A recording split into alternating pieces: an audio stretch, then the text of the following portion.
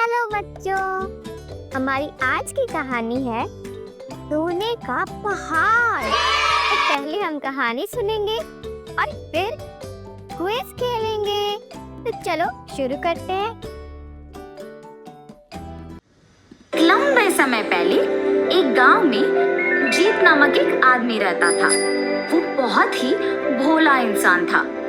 वो बिल्कुल भी लालच नहीं था और गांव में अकेले रह के अपने एकड़ के भूमि में खेती करके अपना जीवन व्यतीत करता था।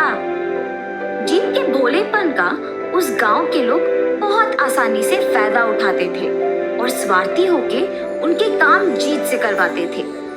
उसे घर के सामान मंगवा के, नारियल को पेड़ से कटवा के और खेत के काम करवाते थे। ऐसे तरह तरह के काम करवाते थे, मगर किसी को भी जीत की परवाह नहीं थी। उसे कम से कम ये नहीं पूछते कि वो कैसा है या उसने कुछ खाया कि नहीं। सिर्फ अपने स्वार्थ के लिए उससे बात करते थे और इस कारण जीत को उसके खेत के काम करने के लिए कोई समय नहीं बचता था। अरे रे, आज भी दिन पूरा बीत गया। कल मुझे खेत के काम करना होगा।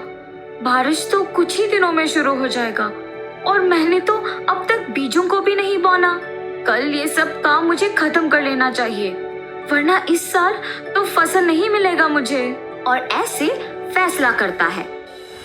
मगर अगले दिन जीत के नींद से जागने से पहले ही जोर का बारिश शुरू हो जाता है और इस वजह से उसके बीजों का बोना तो होने से ही रहा।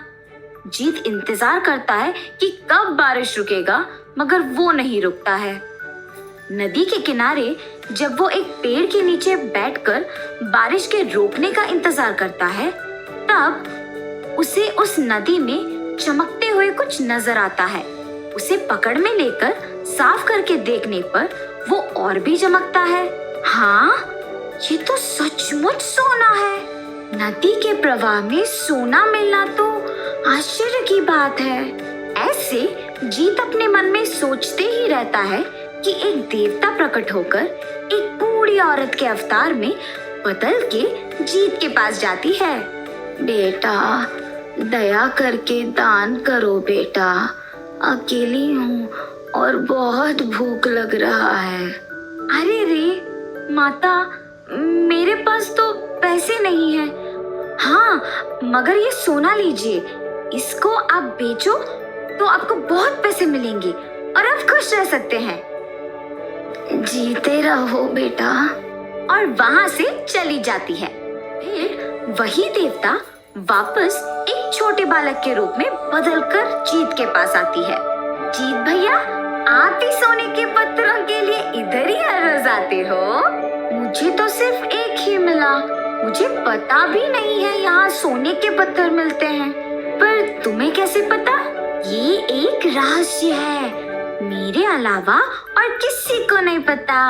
चलो चलो जाके और पत्थर ढूंढते हैं। और ऐसे जब दोनों जाकर ढूंढते हैं तो उन्हें मुट्ठी भर का पत्थर मिलता है। पानी से बाहर निकलकर वो बालक सारे पत्थरों को एक कपड़े में इकट्ठा करता है। भैया, इतने सोने के साथ आप क्या करोगे? मैं तो इसे बेचकर अपना जीवन बिना मेहनत की खुशी से जी लूंगा। मेहनत के बिना आया हुआ कुछ भी मुझे अच्छा नहीं लगता है। तो मेरे साथ इतनी देर सोने के पत्थरों को आपने क्यों ढूंढा? ये सब मैं अपने दोस्तों को, पड़ोसियों को और जरूरतमंदों को दे दूंगा। मैं वैसे भी अकेला रहता हूँ और इतना सोना मेरे कोई काम का नहीं है, इसीलिए उनको दे दूंगा। ऐसे जीत से बात करते करते बालक के अवतार में रही देवता उसे एक सोने के पहाड़ की ओर लेके जाती है। उसे देख जीत, बाप रे, ये तो सोने का पहाड़ है, मगर कितना चमकदार है। क्या ये सब सच है? ऐसे जीत के पूछने के तुरंत बाद देवता बालक के अवतार से अपने रूप में बदल जाती है।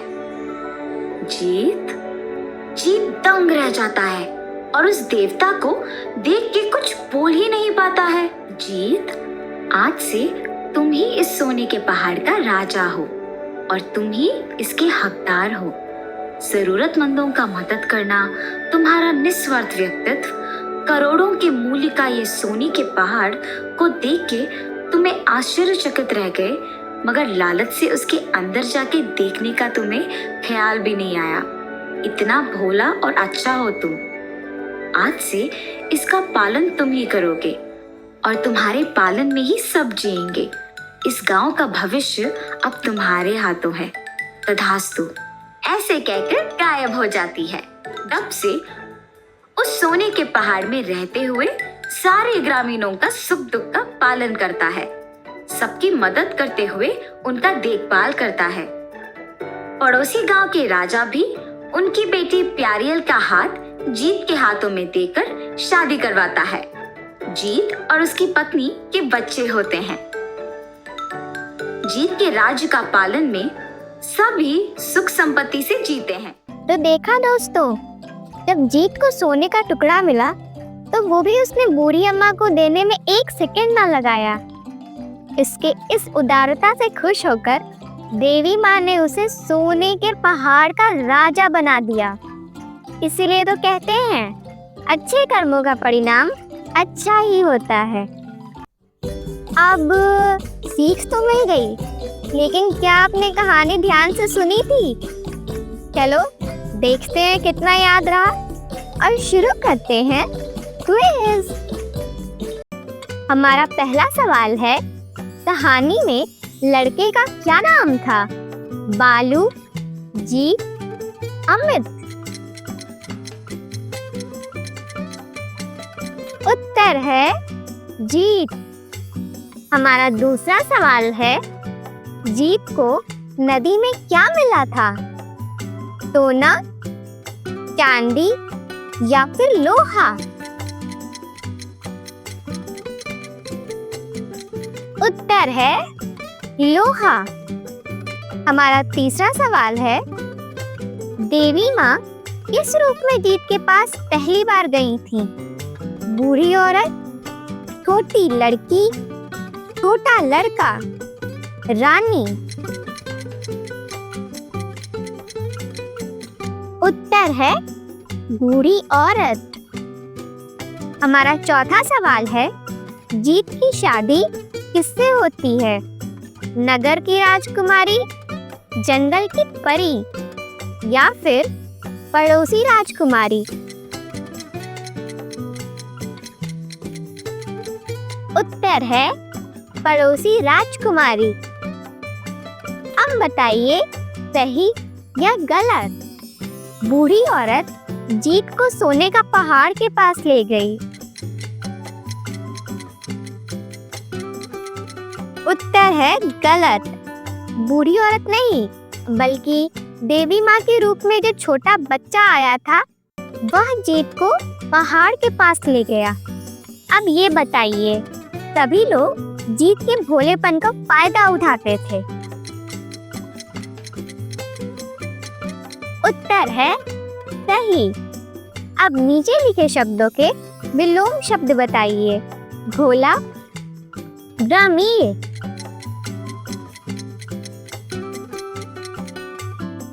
भोला का विलोम है चालाक और ग्रामीण का विलोम है शहरी।